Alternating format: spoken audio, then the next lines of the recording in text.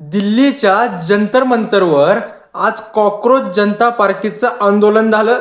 अनेकांना ते फक्त विद्यार्थ्यांचं आंदोलन वाटत असेल, पण इतिहास सांगतो प्रत्येक मोठी क्रांती सुरुवातीला अशीच छोटी दिसत असते. त्या 2011 मध्ये अमेरिकेत ऑक्युपाय वॉल स्ट्रीट आंदोलन उभं राहिलं होतं.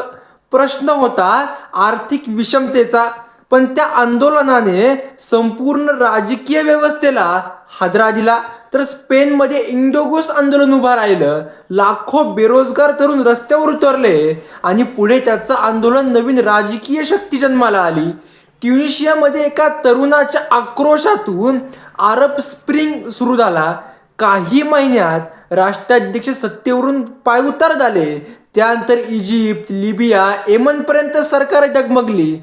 तुर्कीतील गेझी पार्क आंदोलन झाडांपासून सुरू झालं, पण ते सत्तेला प्रश्न विचारणाऱ्या जनो आंदोलनात बदललं.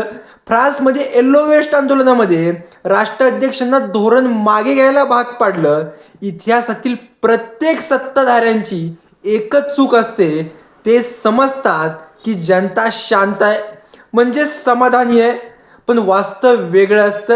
जनता वर्षानुवर्ष सहन करत असते, तरुण वर्षानुवर्ष बेरोजगार सहन करतात, विद्यार्थी अन्याय सहन करत असतात आणि एक दिवस तो आक्रोश रस्त्यावरती उतरतो. इतिहास कोणती सत्ता असो, जनतेच्या संघटित आवाजापेक्षा कोणी आजपर्यंत मोठे ठरलेलं नाही. कारण सिंहासन मतदानात जिंकली जातात, पण ती जनतेच्या विश्वासावर टिकतात.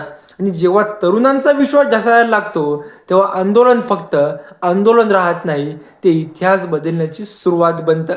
धन्यवाद.